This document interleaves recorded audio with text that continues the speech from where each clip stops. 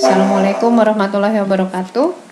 Oke, alhamdulillah sekarang kita sudah memasuki bab 2, yaitu kita akan membahas mengenai keanekaragaman hayati. Bisa kita lihat ya, keanekaragaman hayati itu di setiap wilayah berbeda-beda ya. Nah, apa sih yang dimaksud dengan tingkat keanekaragaman hayati ini? Jadi, keanekaragaman hayati atau biodiversitas adalah variasi organisme hidup pada 3 tingkatan. Itu yang pertama pada tingkat gen, yang kedua tingkat spesies, dan yang ketiga adalah pada ekosistem. Nah, berdasarkan Undang-Undang Nomor 5 Tahun 94, keanekaragaman hayati ini adalah keanekaragaman di antara makhluk hidup dari semua sumber, termasuk diantaranya daratan, lautan, dan ekosistem akuatik lain, serta kompleks-kompleks ekologi yang merupakan bagian dari keanekaragamannya, yang mencakup keanekaragaman dalam spesies, antar spesies, dengan ekosistem. Oke, berikutnya adalah yang kita bahas adalah keanekaragaman gen. Di sini bisa kita lihat ya contohnya ya. Contohnya ini bisa dilihat dari salah satunya adalah buah mangga. Buah mangga ini macam-macam. Ada yang disebut mangga gedong gincu.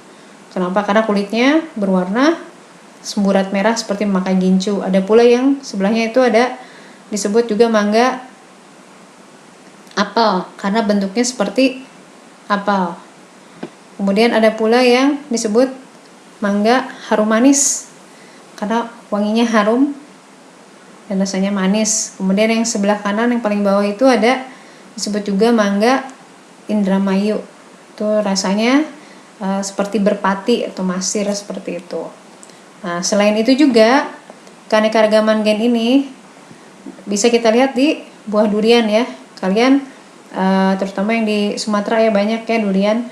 Ada yang dagingnya tebal, ada yang kulitnya tipis, ada yang bijinya kecil pula, ada pula yang besar. Itu macam-macam ya. Jadi keanekaragaman gen ini adalah variasi atau perbedaan gen yang terjadi dalam suatu jenis atau spesies makhluk hidup. Oke. Nah, selain itu juga keanekaragaman sifat genetik pada suatu organisme dikendalikan oleh gen-gen yang terdapat di dalam kromosom yang dimilikinya.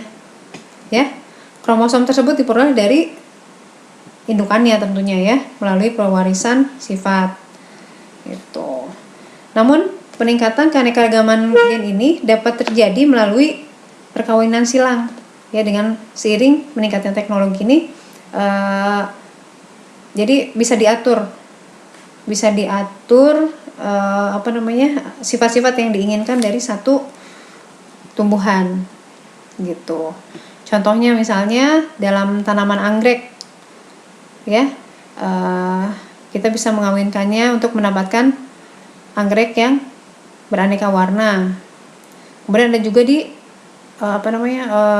hewan, contohnya di sapi. Misalnya hibridisasi di sapi Belanda dengan sapi Bali. Jadi menginginkan sifat-sifat gen yang unggulnya saja. Gitu. Kemudian keanekaragaman gen pada organisme dalam suatu spesies disebut juga varietas atau ras. Nah, jadi di sini misalnya ada pohon, mangga disebutnya varietas gedong gincu. Ada juga yang varietas mangga harum manis. Nah, disebutnya varietas ya dalam keanekaragaman dalam gen ini. Oke, kita lanjutkan. Yang kedua adalah keanekaragaman jenis. Jadi keanekaragaman jenis adalah perbedaan yang dapat ditemukan pada komunitas atau kelompok berbagai spesies yang hidup di suatu tempat. Gitu. Contohnya ini adalah ini Panthera. Oke. Panthera. Semuanya namanya Panthera, tapi belakangnya nanti ada beda. Oke. Nah, yang pertama itu yang paling atas sebelah kiri kita sebutnya singa ya. Atau dalam bahasa Latinnya disebutnya Panthera leo. Ada pula yang sebelah kanannya itu macan tutul. Nah, dalam Latinnya tetap Panthera, cuman belakangnya beda. Itu adalah Panthera.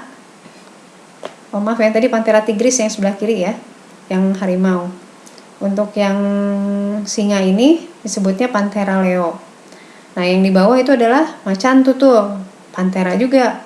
Tapi belakangnya adalah Panthera pardus. Dan yang sebelah kanannya adalah jaguar. Itu adalah Panthera onca. Oke. Jadi beberapa jenis organisme ada yang memiliki ciri fisik yang hampir sama. Nah, kalau tadi kan contohnya adalah panther ya, Panthera dalam hewan. Ada juga pada tumbuhan kelompok palem atau palmae. Contohnya kita bisa lihat seperti kelapa, pinang, aren, dan sawit memiliki daun seperti pita. Tapi tumbuhan tersebut merupakan spesies yang berbeda. Karena kelapa memiliki nama spesies sendiri yaitu Cocos nucifera. Ada pula pinang, namanya adalah Areca catechu. Dan aren bernama Arenga pinnata.